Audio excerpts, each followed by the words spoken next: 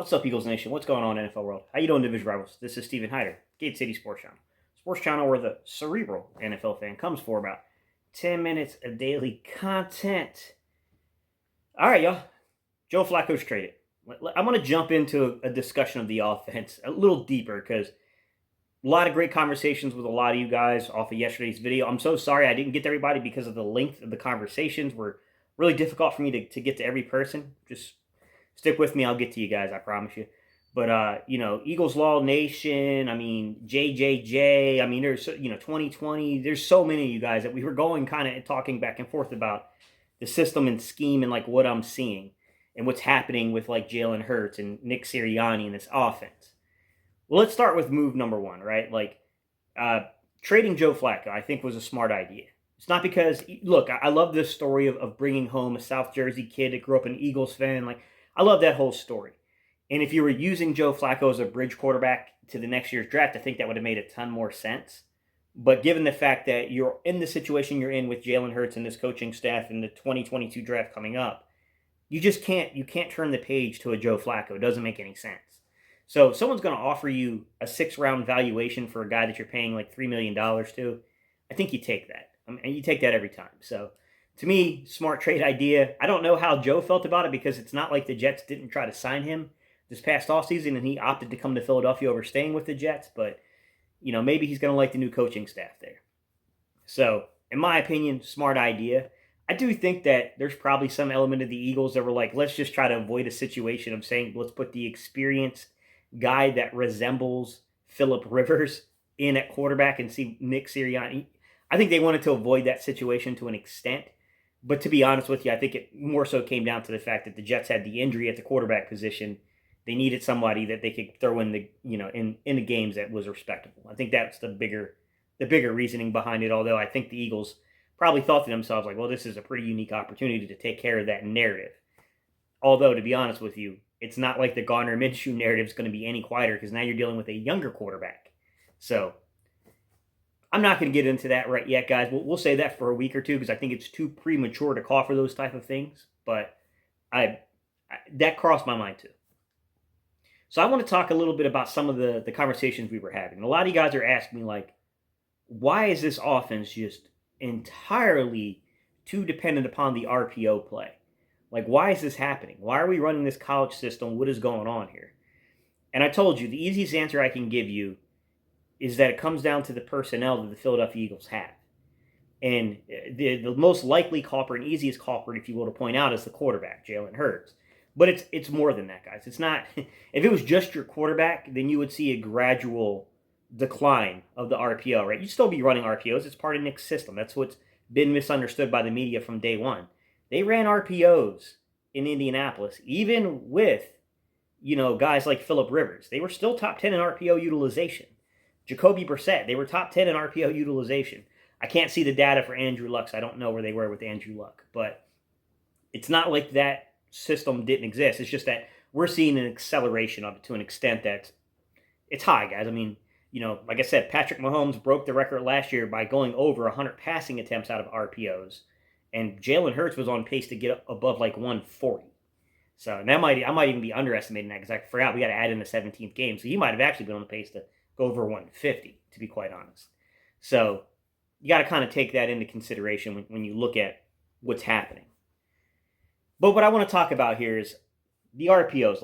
RPOs go way, way back because it's from the option-based offense, right? There's a book written about this guy who coached an orphanage in Texas who basically brought out the whole idea of kind of this concept of spread offenses with option bases, right? This goes all the way back to the 20s, guys, with wing T formations and things like that, option-based offenses. But the modern conception we're seeing today is mostly due to Rich Rodriguez and what he did at West Virginia, okay? He was the one to kind of put it into a shotgun formation, spread opponents out, and use guys like Pat White to read defenses and make plays with it, right? Rich Rodriguez, Lincoln Riley at Oklahoma used to be the offensive coordinator at ECU. We call it ECTC here in North Carolina, East Carolina Teachers College. But those guys that's where that origin kind of comes from. And they were very heavy in utilization of runs out of that inside and outside zone runs from a spread formation with a read.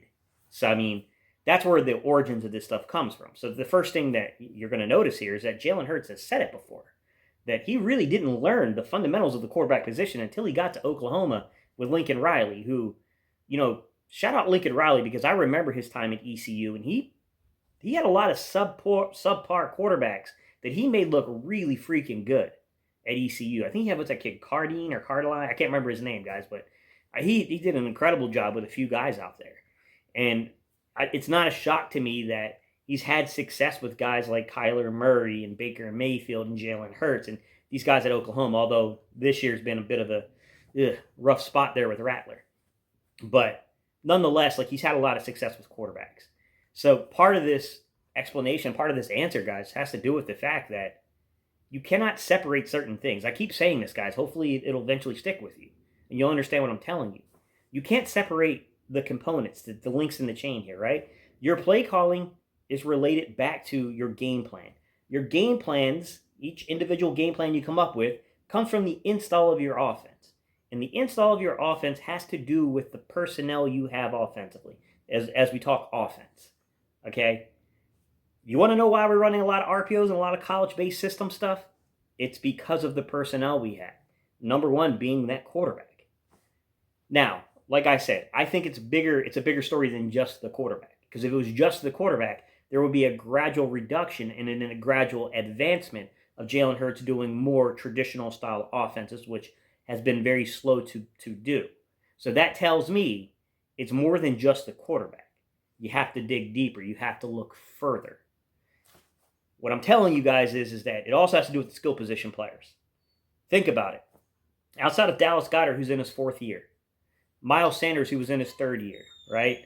You got Boston Scott, who came up to the practice squad. It took him a long time because he's a small school guy to get incorporated. You look at a guy like, Greg Ward, who came out of Houston, former quarterback. Took him a long time to get incorporated, go through the practice squad, get his time on the field, right?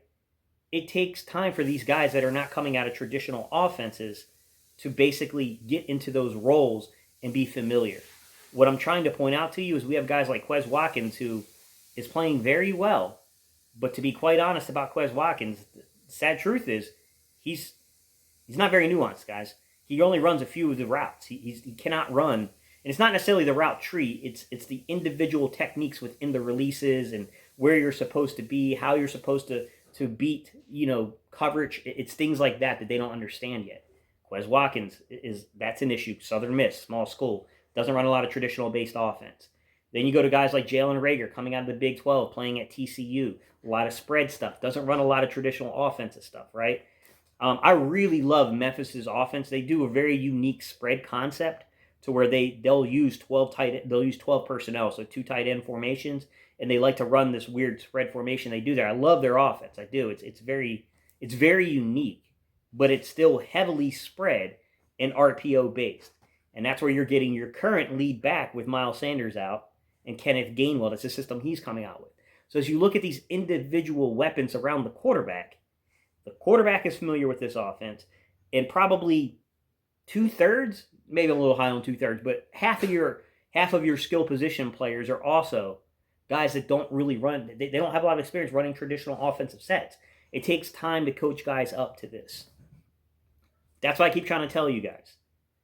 Play calling is a symptom. It's not the disease. Nick Sirianni's play calling is a symptom of the disease, not the disease in itself. The disease in itself, in my opinion, is player development. It's because we put a lot on a rookie head coach's plate with rookie coordinators, okay? Very young coaches on this staff, too. I mean, we got a guy coaching linebackers who's under 30 years old, guys, I believe. And then you got a special teams coordinator that's under 30 years old. And that's not to say those guys are doing bad jobs. I'm just saying it's a lot to put on a rookie head coach's plate, in addition to having these issues with the skill position players that need to be coached up. Receivers being where they're supposed to be, learning how to release off the line of scrimmage, learning how to play in traditional offense if you're going to run that. Okay? All those things matter.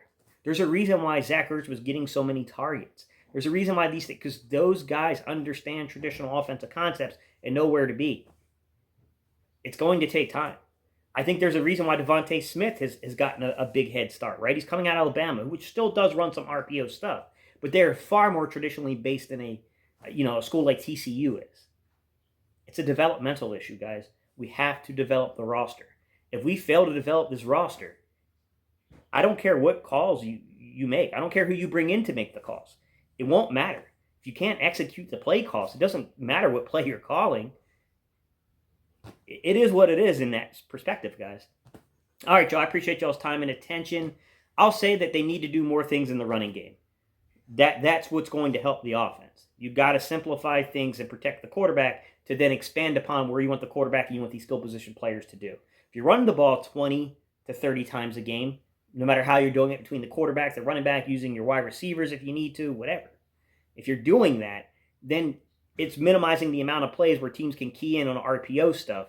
And then also it minimizes the amount of times that you're asking a quarterback to go into a full field read if you're worried about that. So the times he is thrown, you're giving him those full field reads, but you're limiting the exposure until he gets it. And you can start expanding upon it more. I think there are some things you can do from a scheme standpoint. I agree. But it's a large problem, guys. It's a very, very complex and large problem. All right, y'all. I appreciate y'all's time and attention, guys. I'll catch y'all in the next video.